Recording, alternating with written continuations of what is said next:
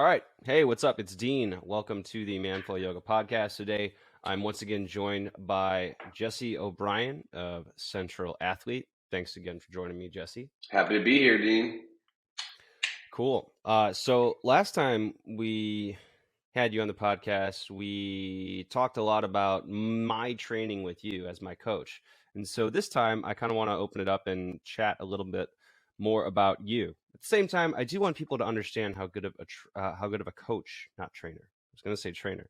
How good of a coach you are. So I probably will touch on that somewhat. But just for those of you who didn't hear the first episode, Jesse and I met at a trade show health conference type deal, and that was the time that I got my very low body fat percentage analyzed, and I learned that I was somewhere around 4.5%, and I was like, wow, I'm so lean. And Jesse was like, yeah, but you probably got low testosterone, no sex drive, and it could lead to problems. I'm like, oh, thanks, cool. So that was kind of a health check for me, and I've been on and off with Jesse for the last few years. About a year ago, I started working with him directly as my coach. Those of you who have been following me on social media or watching my videos, you'll probably notice a significant change go back and look at videos from 2017, 2018, and you look at kind of where I am now. And there's about 25 more pounds there now. Most of that in my hips and shoulders, I would think, and my core, a lot in my core. But yeah, that's because I've been working with Jesse and following a program from him. So first off, I just wanted to ask, you have a very developed skill of knowing what specific exercises to give me. So I'll say, so I could give you some feedback in my notes and say, hey, my shoulder's bugging me here, and you'll give me an exercise, and then I'll do that for a couple weeks, and then my shoulder pain will go away. So I'm just wondering about what is the training that goes into you being able to do that? How does one develop that skill? Yeah. I actually put a post out about this recently about, kind of how I've kind of aggregated knowledge. And it's my belief that, theoretical knowledge is great, and then applicable knowledge is great. But nobody has a complete understanding of something till they have done both for long periods of time. You have to understand theory and literature and biomechanics and anatomy and physiology. But then you have to go out and apply those things, because just because somebody wrote it in a textbook doesn't mean it's actually going to improve a case. And so really my most valuable lesson is just the amount of observations that I've had. And I've just gained a ton of stuff from that. Like there's certain patterns you're going to see. Like you're going to see people going to get, shoulder pain, knee pain, low back pain, right? And then you tinker with all these different things, right? You learn from, Stuart McGill, who's one of the leading experts on back pain and how to prescribe certain exercises around that. You dabble some of that, and you start to learn like the effectiveness or lack thereof.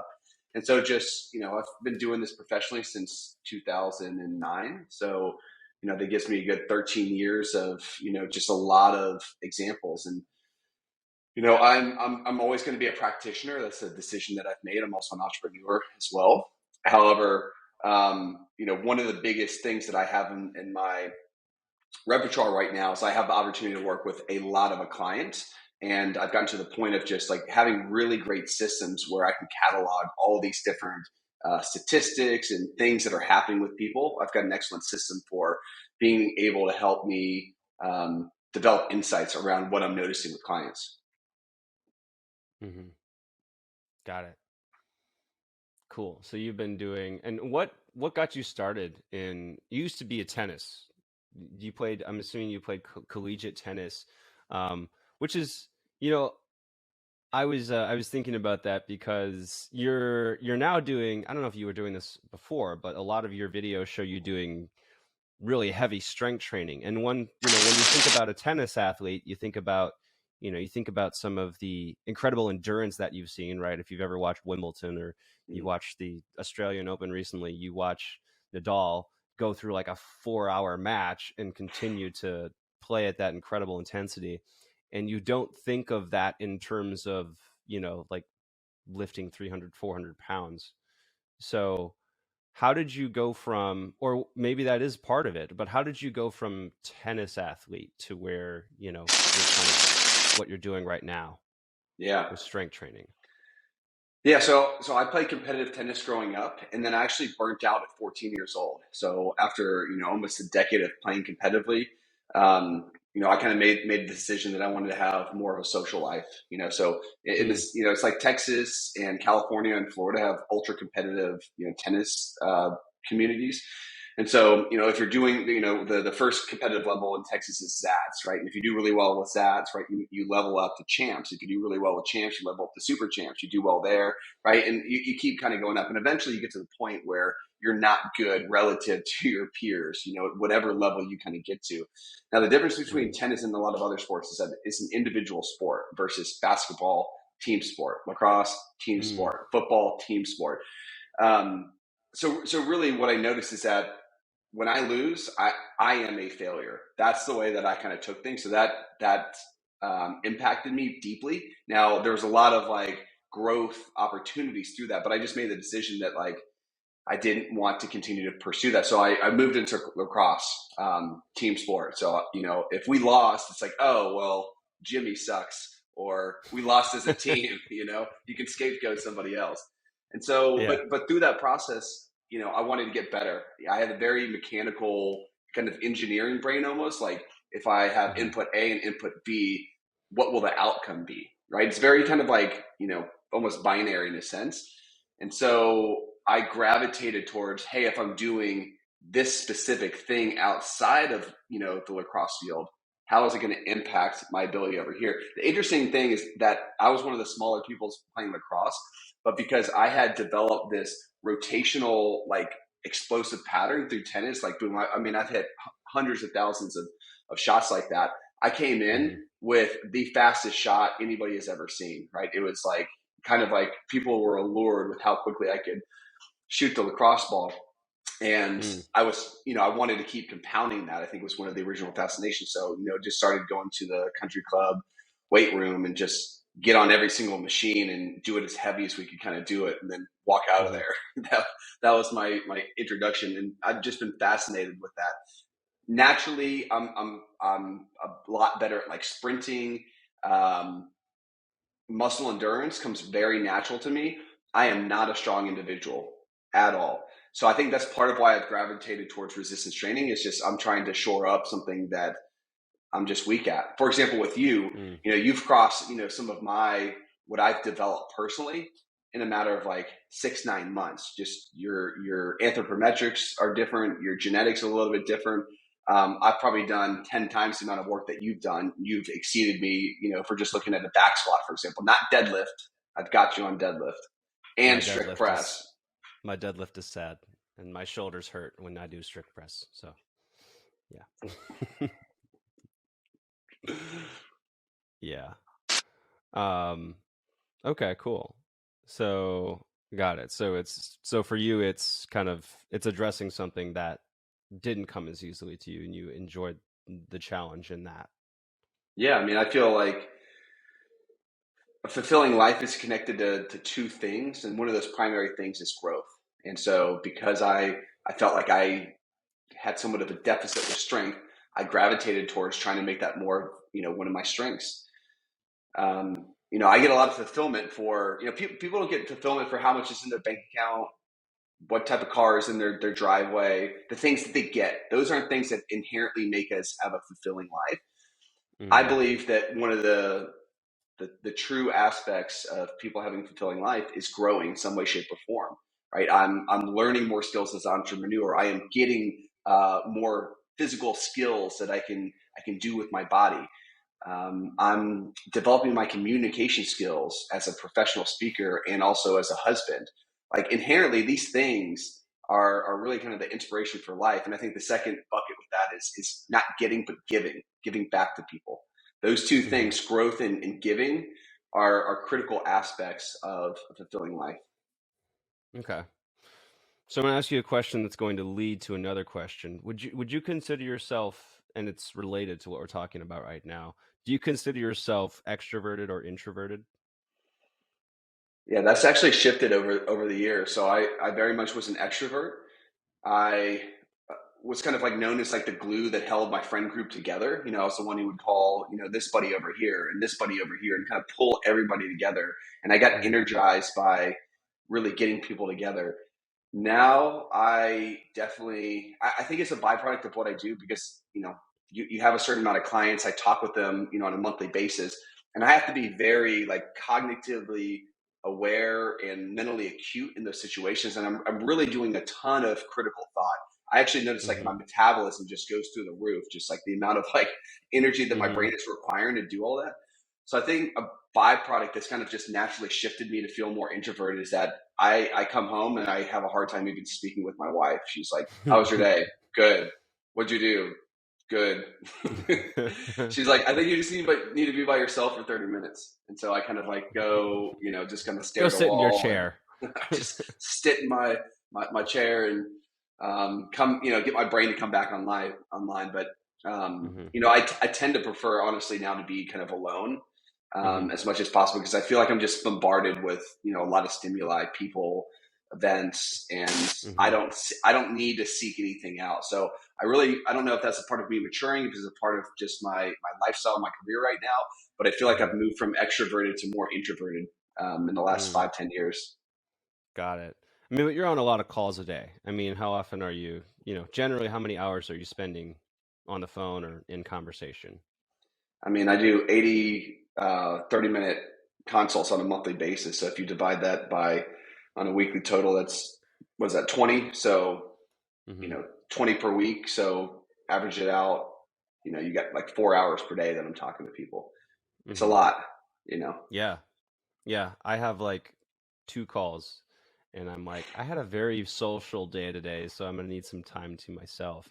The reason why I was asking about that is because this kind of theme that I'm noticing is people who have time to think are able to, or have time to think, or who might be more introverted, not necessarily a prerequisite, but it seems to be part of it.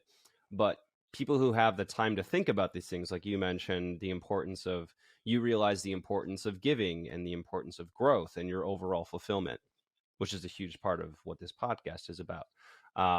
But last week I had on an author, Austin Current, who wrote "The Strength of Resistance Training," I think, or thanks something along those lines. A fellow DK author, but he is a very and she seemed like I asked him, and he's like, yeah, I'm introverted, but he was able to, like, when we're going one on one in these calls, he's able to on this podcast, he's able to speak at length to all of these different thoughts and all of these different processes and beliefs that he's clearly developed through a lot of introspection. And you talked about this crazy canoe endurance event that you did. I think you said 112 miles, or how much? What was it? 262 miles from the San Oh, Marcos headwaters of the San Marcos River all the way to Seadrift, Texas, out in the okay. So, in the bay. so I was only 150 miles off. But you No did big deal. this, yeah, you did this crazy endurance event, and during that, you started to think about life a lot. So, my question for you is, like, has it been like events like these or instances like these in which you've been able to get into the mental space to really think hard about these things, or have there been other avenues or other activities that have done well for helping you to create clarity in your thoughts and your goals and your overall life mission? Yeah, no, I have a lot of thoughts there. I mean, it's definitely a lot of different things. So, you know, I kind of compare, the Texas water safari, that canoe race that I did. I mean, that's just a very intensive form of therapy on yourself. It's just you there with your thoughts in the woods, with, a small amount of physical duress, it's like uncomfortable the entire time. Imagine sitting up in an uncomfortable seat for 100 hours. That's essentially what you're doing while paddling a canoe. So Mm-hmm. you just get to know yourself and you think about all these things and you'll just spin them in these loops till you eventually kind of like figure it out to jump out of that loop and you kind of settle a lot of business in your head. or go run a marathon or an ultra marathon, through the desert. You really get to know yourself, as you're uncomfortable and you're starting to kind of sort with these things. You get limiting thoughts that start to bubble up, and you start to like kind of address these things and knock them out. But the pain gets so bad, eventually you succumb to these things, and you learn about who you are as you start expressing yourself. It becomes a very spiritual experience. But I'm a big believer in walking, being outside in nature, ideally. I say unloaded and unplugged, so don't put on like a big heavy backpack or anything like that. Get rid of your cell phones, just you and sun, nature, and you're just walking. And those are my most insightful moments. Not where I'm sitting down trying to brainstorm or having kind of like a group powwow, trying to think about some creative ideas.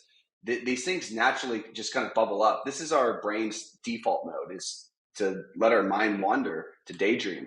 Mm-hmm. And I'll come home and I'll journal some of those thoughts sometimes. So I'll have some very just interesting insights, everything from things about my relationship with my mother to how I treated a coworker 2 weeks ago to this new business service I want to create. Mm-hmm. And a lot of times I'll just dump those ideas and I'll come back to them when I feel like I can actually get that more focused work in on those things. But I get a lot of work done, like driving the car, walking the dog. Those are all really good places that kind of give you that mental space. Mm-hmm. Yeah, and I was, I'm thinking you have two kids now. You have, gosh, it's been a while since I've spoken about your kids in our failed play date. Um, but what are their names? We've got River, who is a little bit over 2 years, and you've got Finn, who just turned 8 months a couple days ago.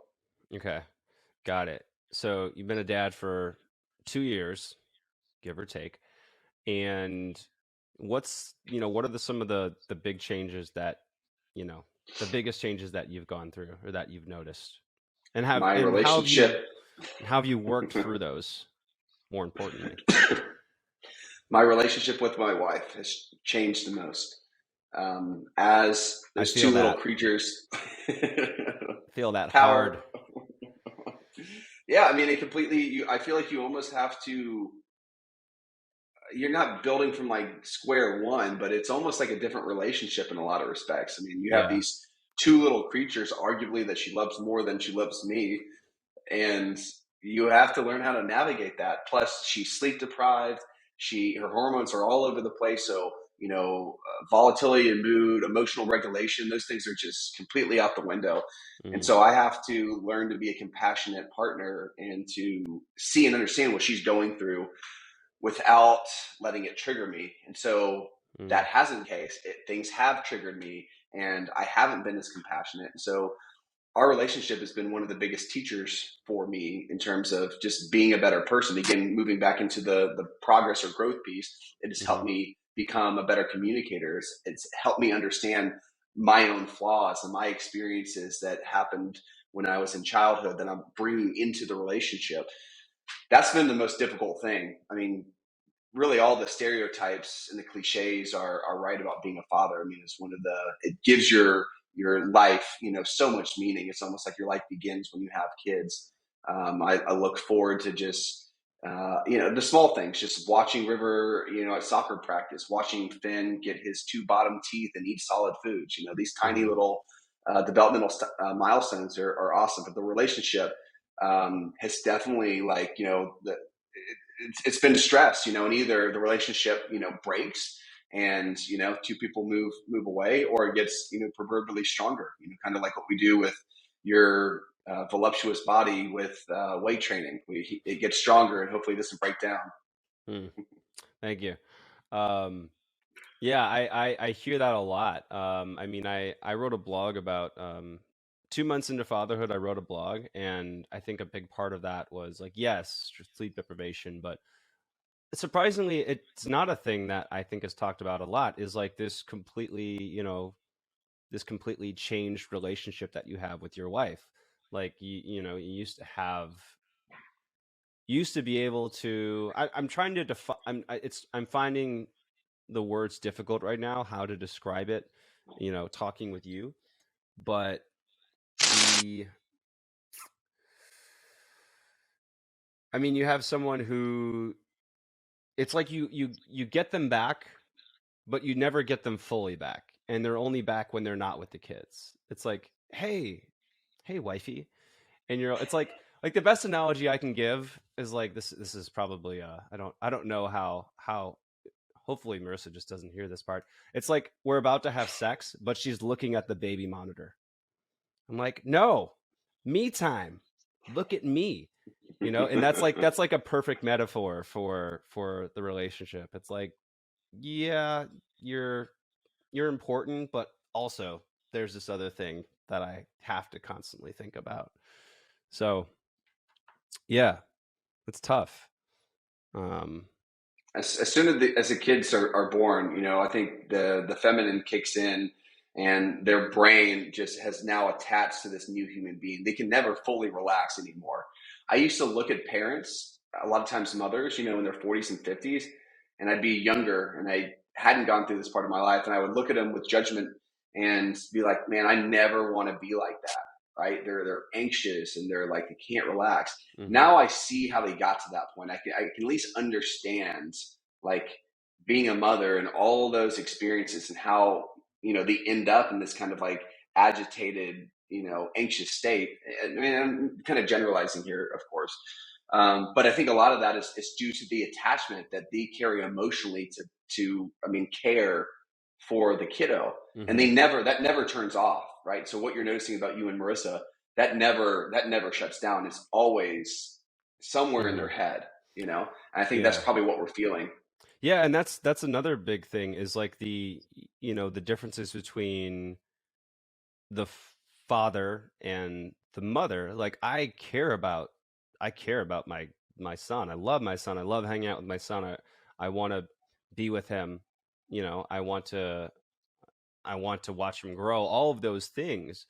Um, but Marissa cares about him in a different way, on like in different ways. So we've had to have conversations where he's like, you know, you don't care about him because you're doing this. I'm like, no, it's not that I don't care about him. I care about him differently than you do. Or like I have different ways of caring about him. Whereas whereas she might be totally not happy, but totally willing to. I'll skip 2 meals for you. It'll be breakfast. And I'm like, Declan, just hang out on the ground. Like he could be 6 months, and I would just plop him on the ground. I have to make eggs. I'm very hungry, Declan. I won't be able to take care of you unless I make food for myself. Um, and so it's just like a different, you know, there's uh, to what extent is, you know, to what extent is our assumptions about male versus female true? I think that entirely depends on the individual. But there are definitely differences, and it's you're not going to be able to have a conversation to arrive at the same conclusion, but hopefully you can have a conversation and respectfully say, okay, well, this is how I care, and this is like this is what I'm thinking, and okay, well, this is, and then the partners can say, well, this is how I care, and this is the extent to which I go, and being able to respect those differences and say, okay, we're both caring for our child as much as we can, or as much as we know how. So I don't know if you've I think, you've had that yeah, I think experience. oh, absolutely. I mean, I can relate to the food thing. Amanda will just like, I haven't eaten in 8 hours and I just never get time alone. And I'm like, well, I don't know what to tell you. I mean, I would have just made food and let the kid deal with it. But I think there are like traditional roles in the family that lead to this. So typically the male is the one who is the breadwinner, gets money. Typically the female is more of the caretaker. I know obviously that's Hmm. definitely changing these days, but I Hmm. think there is kind of like some root in just like human biology. Like we're more providers, they're more caretakers. We provide financial things, but before that, we provided safety because I hope I don't get canceled with this comment, but we are stronger than females, right? Females have about the 70% of the contractile potential of males. If you took an average female and you took an average male of average height and average weights, right? The female has about 70% of the contractile potential. So from a biological perspective, I think it's very natural that we've kind of like moved into this model where, you're there for safety, you're there to provide financial means. You don't have to birth a kid, so you wouldn't have the opportunity cost of leaving work for 1 to 2 years or something like that, which would disrupt your career. Mm-hmm. Females take care of their safety on a different respect in terms of like constant caretaking. They take care of their emotional well-being. They attach. So the first thing to attach to the baby, right? That dives into attachment theory, and mom coos, baby coos back. Baby giggles, mom giggles back, right? And they form this kind of Mm-hmm. connection through mirroring, and that grows over time. So typically, females are more bonded to their kids than males, um, generally speaking. Mm-hmm.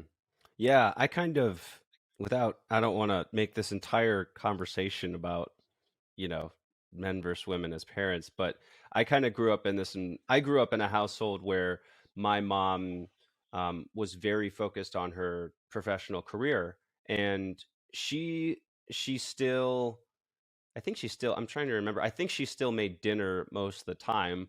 Um, but we were in daycare. We were in daycare both before school and I think after school as well. So, both mom and dad were at work early. Um, they weren't, mom wasn't staying home until 9 o'clock and then going into work. So, my understanding of like traditional gender roles is coming from this background where they're very much imposed. Um, so now I'm kind of in this position where I'm reconciling the I'm reconciling like the reality of biology's influence on gender roles versus the individuals, like how does each individual apply, or how does each individual like fit into their own role. And it's kind of like this, this constantly developing consideration, but I have no, yeah, it's anyways, it's so yeah, that's something that I think about, and I don't have like a clear answer, but it's definitely something that you know um I've thought a lot about. So Yeah, I mean, people have the right to choose exactly the way that they want to have families in this day and age. I think if we did this 10,000 years ago, there would be less optionality. Males needed to go get and procure energy, right, in the form of food. Females were there to provide safety while the males were away to the more vulnerable threat.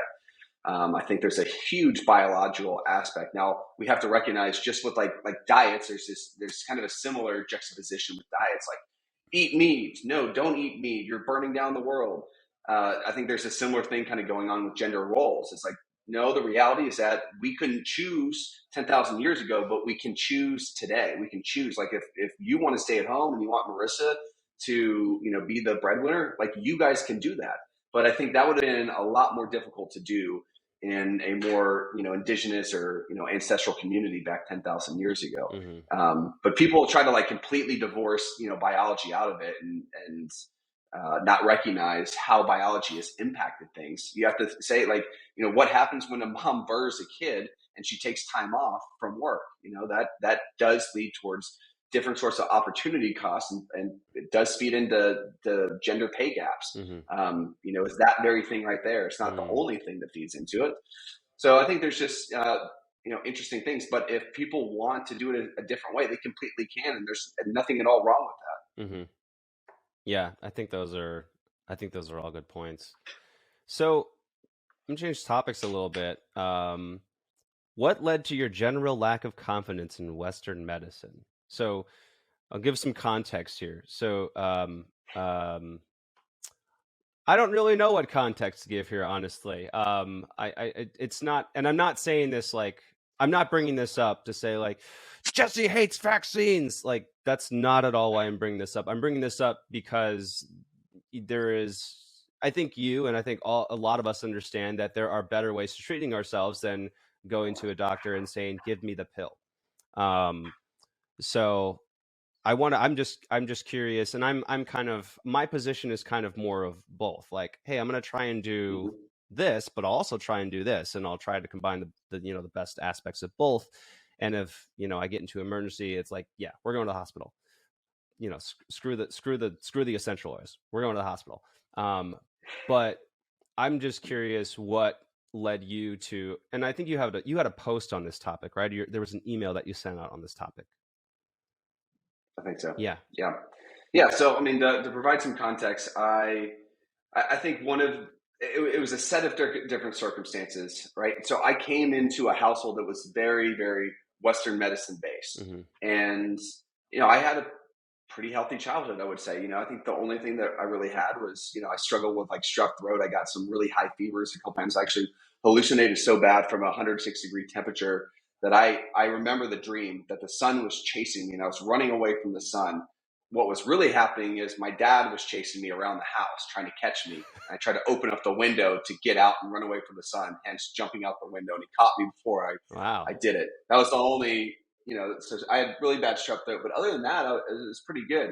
And the first thing that happened is, I was maybe 17 and I had like some pimples at the time. So I went to what do? You go to the skin doctor. So I go to the dermatologist and I'm like, hey, I've got, a couple pimples. So she prescribes me minocycline, which is, an Yeah, antibiotic. I was on that. So I take that.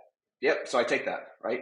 And I keep taking that. Right. So 17, 18, right. All the way till well through college, so I'm probably like 21, 22. I take it for a good 5 years. So that's the first thing that happens. Second thing is I have some heartburn, right? I go to the gastroenterologist and he's like, well, you're just going to, this was multiple times going, I got endoscopies, I got, I'm blanking on the word, colonostomies. I don't know. They put the camera up your butt. Okay. That's right. So I got a lot of those, and then eventually they're like, you just need to be on Prilosec, which is a PPI, it's a proton pump inhibitor, and essentially decreases the amount of stomach acid that you produce. So I was like, cool. So now I'm on minocycline, and I'm on, Nexium for the rest of my life. Then I noticed that my toes, right, have clawed over, and I start walking on my fingernail, on my toenails, Whoa. right? And so I'm doing a lot of running at the time. And so I go to an orthopedic surgeon, and I was like, hey, what do we do here? And before I kind of go down that road, like I was born into this world where just that's what you do. You go to the doctor when you're sick, you have something going wrong, and there's the highest level of trust is put. There's no so much trust that there's not even a question. You don't get second opinions. Mm. That's the world that I came into. And so I get a surgery, right? So the cuts the tendons of toes 2, 3, and 4 bilaterally, so both feet, and then they reattach them to the top. As they're doing that, one of the tendons pulls off the traction device. They can't reattach it, so now I've got just a toe that doesn't work. And then they drill pins all the way through the metatarsals to where it meets the foot, and I do that on both feet. I've got the pins of my toes for 5 weeks, and they pull them out, and then over the course of the next 5 days, my toes go right back to where they were. It was by far the most painful thing I have ever done. I'm a side sleeper. Well, you can't sleep on your side when you have like Wolverine talons underneath the covers because you get caught. I sleep on my back with my little Wolverine feet outside of the covers. So after that, I was really getting into health and fitness and nutrition, and I started to understand that, with nutrition, like the things you do to your body influence your health. Mm-hmm. I started to think about things, and I'm on proton pump inhibitor for the rest of my life. I'm on minocycline, and I get sunburn every time I go outside. I don't have a solid poo anymore, right? And I have a botched surgery on my feet. So based upon my experience, over the course of time, I got very disillusioned with Western medicine. And through those experiences, I came to the belief for myself that this, essentially we're with like GI issues and, acne and stuff like that. They're treating these kind of like somewhat chronic issues with, these, essentially they're just kind of trying to get rid of the symptoms, but they're not addressing why this is happening. There's something that's talked about a lot. And so we have to recognize where Western medicine like just crushes it, right? They have the best acute care model in the world. If you get into a car accident, you want to be in the United States, right? You will have the best trauma care that is out there, right? If you cut off an appendage, if you get some sort of like chronic infection or acute infection, like you want to be in the United States. Now, this acute care model, when it's applied to chronic disease, does not work at all, right? And I think we can see that from what's happened with COVID. If you look at just that the statistics with how we're doing, Israel and the United States are doing horrible. And, and you compare us to, kind of not a third world, it's like a developing country. India is doing far better than we are in terms of deaths and whatnot. And so, we're treating a lot of these things, I think, in the wrong way. And so my belief is that a better way to look at this is what's described as biological medicine, which includes Western medicine is one of the tenets of biological medicine, but it also brings in aspects of naturopathy and homeopathy and Ayurvedic medicine and, herbalism. And it's essentially taking all these different aspects and it's trying to say, okay, how can we improve the body's physiological state as best as possible? We don't, want to, biological medicine doesn't treat disease. Really, what it's trying to do is just trying to improve somebody's physiology as much as possible. I mean, we can even knock on naturopaths to a degree. Like naturopaths now are essentially like green allopaths. Allopaths is essentially what Western medicine is, where allopathy means the opposite of, right? So you have an infection, will give you an antibiotic. You have a virus, will give you an antiviral. It's the opposite of. So naturopath has kind of just been kind of the same thing. They're just kind of giving like more botanicals that has an opposite effect of that in the body, but it's kind of just like a very similar thing. Who's to say that a pharmaceutical is worse than, some sort of like botanical or whatnot? Like, who knows? So I think we need to evolve, our model of care. The problem is it's so deeply entrenched in our society. Now it's locked in with like systems and money. There's something in it called the Flexner Report, which talks about essentially like why we have the medical model that we do today. And before there was, thousands of homeopathy clinics, thousands of naturopathy clinics. After the Flexner Report, in about 2 years, those numbers had dropped down to like below, 30, homeopathy and naturopathic clinics. So there's a lot of like interesting things when you start to learn about these things. And so the more that I was like, hey, this isn't natural for, a 22-year-old to have the surgery and have horrible foot issues and to be, never poo solid, to be on Prilus to Nexium, to be on minocycline for so long. Like, I just don't subscribe that we need to be on medications for the rest of our life for the majority of people. And here I am as a fit 22-year-old, healthy body fat percentage. I take my health seriously and I'm already on this like road to being on 10 pharmaceuticals like the average American is over 65. I mean, that's just not right. And so what are the things that start to move me back towards health as opposed to away from health? And I would say the number of pharmaceuticals that you were on would indicate that you're moving farther away from health. When we come out of the womb, how many pharmaceuticals we're on? No, none. I mean, we come out in somewhat of a pristine state, 99.99% of the time.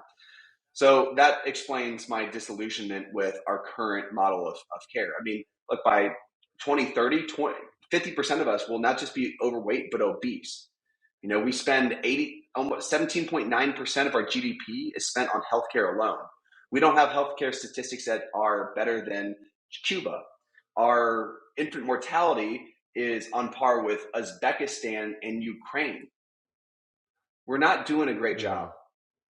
Yeah, I think that's a great description. There's a lot that I want to speak to, but first up, I just want to say I can sympathize a lot with this. I don't think I've spoken about this before, but and my disillusionment comes from a knee surgery that I had. So when I was 16, I had knee surgery because I thought, okay, the problem is the knee. The knee's the problem. Fix the knee. Won't be a problem. Yes, surgery. And it was never something, and kind of like you don't question it. You don't get a second opinion. It was just my dad is an oncologist, and we, so hospitals were just, we did hospitals. I mean, it wasn't like and we trusted doctors, and not that I've been steered wrong that often. And I think that, I don't think it's that doctors have like this. A lot of people, especially in the health and wellness industry, I think they look at doctors like doctors are just trying to make money, which is crazy. If you ever actually have a conversation with a doctor, they're just focused on, okay, I'm going to treat you and I'm going to treat you the best way that I know how. and then I'm going to move on because I got this other person to treat, and I have 85 different people that I have to treat today, and I'm trying to save everybody's life and do the best that I can. So this idea that, you know, doctors are just out trying to make money is just, I mean, you can argue your point without doing that, you know. So first off, that, but when I was 16, anyways, I had knee surgery because I thought that was what I was supposed to do. And it wasn't until, and then I would have, and even after the knee surgery, I still had recurring, I had what's called recurring patellar subluxation, which means that my kneecap would come in and out, and it would partially, but sometimes it would take a little bit of bone with it. But mainly what usually would happen, the tendon was strained. So I would have second degree tendon strains. So the tendons would pull, they would loosen, and then I have to wait for them to tighten back up. Do the PT, which I had no idea what the PT was doing because I was like, why are these exercises so easy? Can't you give me something harder? And the attempt was to strengthen and increase the mobility of my hips and ankles. I didn't know that at the time. I probably just wasn't listening. But and then when I started learning more about my body, and I started really getting into yoga and that kind of as a modality for learning more about my body outside of the traditional strength training and conditioning avenues that I had grown up with as an athlete, then I started to learn more about the importance of your hips and the importance of your ankles and the importance of your core as it functions with your knee. And then I actually went back to my doctor, my surgeon, and and uh, and I didn't, I wasn't quite at the point where I was like, you shouldn't have operated on me. But I did say, you know what, I think that a lot of this has to do with just believing in your health, or like believing. And he's like, well, I don't know about that, but sure. um, Yeah, I mean, and to that point, I mean, whether it's like the belief actually makes you better or it creates a placebo effect, I don't think it actually matters. I mean, no. placebo effect is strong as Hmm. hell. And if just the power, I mean, I think to some degree we're talking about belief here. And you can believe that we're inherently flawed and we need pharmaceuticals in order to thrive, or you can believe that most of the time the answers are within us, right? It's destructive habits, you know, drinking the bottle of wine per night, never moving, right? Never exercising, having, you know, social toxicity or no friends. Like these things degrade us over time. Our body, our minds, our spirits, they break down. And if I can choose one of these, I'm going to choose this one because it promotes self-efficacy. This one flattens my self-efficacy, that only a doctor has the answer. Mm, I don't have any answers. I think that's very disempowering. yeah. And I completely agree with what you're saying about the doctors. This isn't the doctor's fault. This is a system that the system was built in a certain way because it solved a problem. And now this system that's in place doesn't want to change, right? It's no longer providing the same solution that we need. And so it needs to change, but it's not going to change unless you really have a lot of people speaking out, Yeah. because it's so entrenched with money and systems and the current educational system, and everything else is a conspiracy theory and a pseudoscience. Yeah. Well, I still think that there are also, you know, the reason why it keeps working is because people keep going to it and believing that, hey, I'm here because I have this. Oh, okay, I just need to take this pill and I'll get better. I need to take this medication and I'll get better. And so it, you know, there's, until everybody says, I want to live a healthy lifestyle and I want to do all these things, you know, we're still going to have, you know, there's still going to be a ton of people going to doctors with the expectation that they will get a treatment plan and that they won't have to make any changes themselves. Or maybe they have the intention to do the changes, but they just they don't understand the systems, or they don't understand the processes to effectively implementing those lifestyle changes themselves. And so they fall back on, okay, well, I can take this pill twice a day, or, you know, whatever it is. And I think to that point, we're inherently wired that way. It's like Yeah, we, it's we human want to nature. preserve energy. Yeah, it's human Yeah. nature. We want to do as little as possible. I mean, do you really want to spend all that time rehabilitating your knee?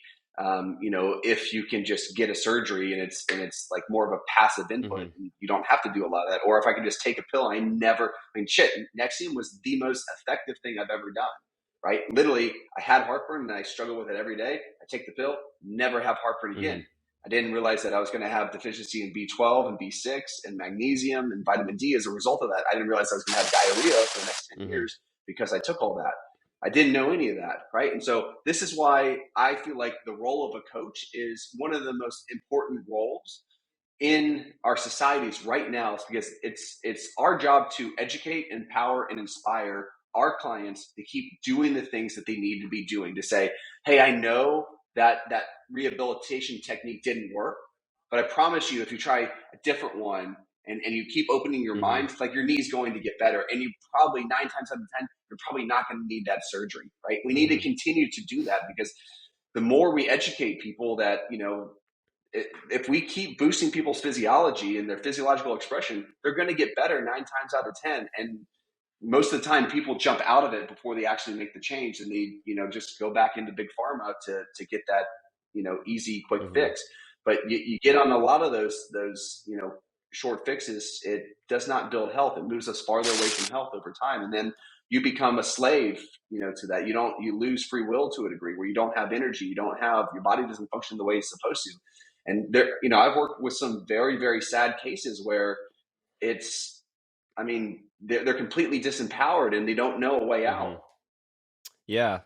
I mean, it just kind of brings up the thought of the people embracing the victim mindset without even realizing it. They're like, oh, that might work for other people, but it doesn't work for me. Like, oh, I tried that, it didn't work for me. People latch on to this. People latch on to this. Oh, I'm special. It doesn't, they don't look at it as I'm special first. First, they look at it as, oh, it's not going to work for me. Oh, that doesn't work for me. Oh, I tried that once. It didn't work for me. And they just kind of get used to this idea that, oh, that works for other people, but it doesn't work for me. And I think, I mean, but yeah, maybe they're just not in the right environment, or they're the environments where people just reinforce that and they say, oh yeah, that sucks. Guess it isn't for you.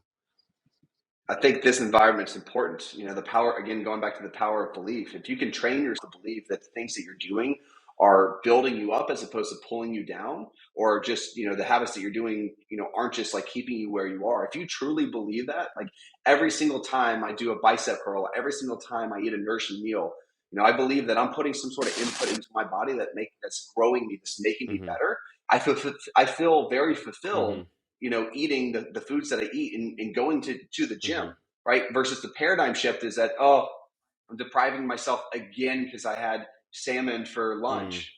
And oh my gosh, I'm dreading going to the gym. I just would rather sit on the couch, right? Those two things are going to make massive difference in the outcomes that happen every single time, right? Joe Dispenza talks a lot about the power of belief. If you ever kind of dove into his work, Tony Mm-hmm. Robbins talks a lot about this stuff as well. I think it's powerful stuff. So again, it's a coach's role. It's your role, Dean, to continue to inspire people to make these changes. And it's like, I know you've tried everything, Billy, but I promise you, if you keep trying it, you're going to find the right Mm-hmm. thing. And you get them to truly believe this, over time, right? They have a completely different outcome, Mm-hmm. right? And I mean, if we're talking about pain, they're realizing, they're evolving the pain model now, because they realize that psychology plays an important role. So there's 3 psychological traits that have been proven to enhance pain sensitivity subjectively within people. First one is catastrophizing. You stub your toe and you're like, oh, here I go again. My whole world's over. I stubbed my toe. Now what? My car's going to break down. I'm just a terrible human being, right? So catastrophizing is one of them. Low self-efficacy, right? Nobody can help me, but this specialist in, Norway can help me. Like there's nothing that can be done. I've tried it all, right? They're very disempowered. And catastrophizing, low self-efficacy, and hypervigilance. Hypervigilance is people who have this like extremely high knowledge and awareness of their body. Like, ooh, my fifth metatarsal, when it's uh, laterally abducted 13 degrees, creates decentralization of pain from my sciatic nerve. I'm like, bro, I don't know what you just said, but I think you have a little, too much, and it kind of creates this arousal in the nervous Mm-hmm. system.